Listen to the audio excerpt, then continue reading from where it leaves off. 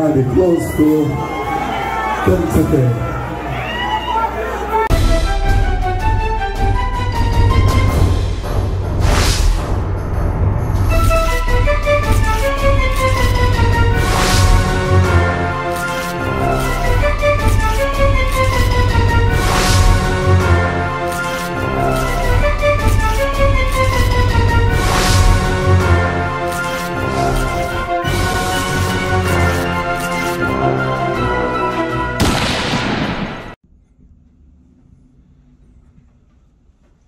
Cincinnati tonight with my brother from Nigeria, Yoruba, Victor.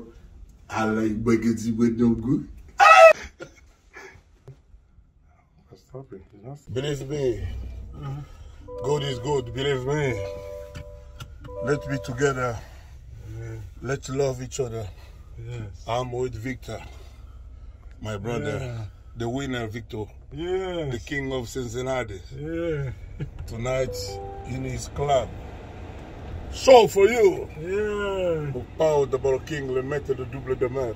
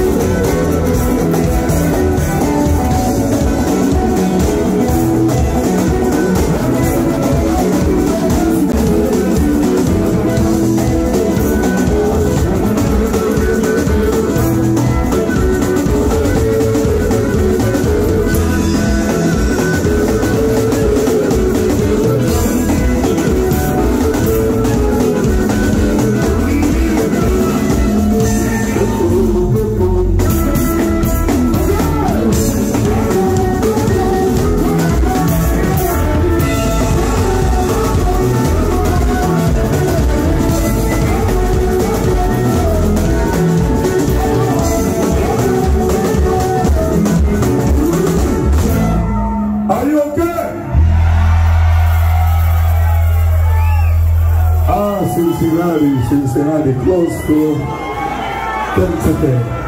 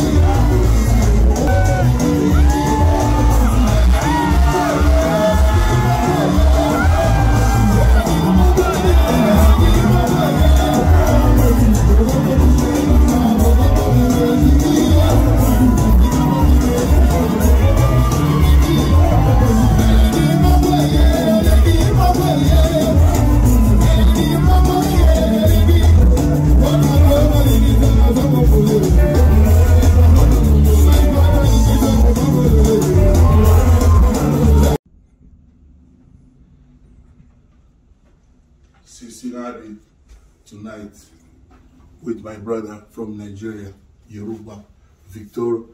I like baguette with no good. Believe me, God is good, believe me. Let's be together. Yeah. Let's love each other. Yes. I'm with Victor, my brother, yeah. The winner, Victor, yes. The king of Cincinnati. Yeah. Tonight in his club. Show for you. Yeah. Au pau de King, le maître de double de mer.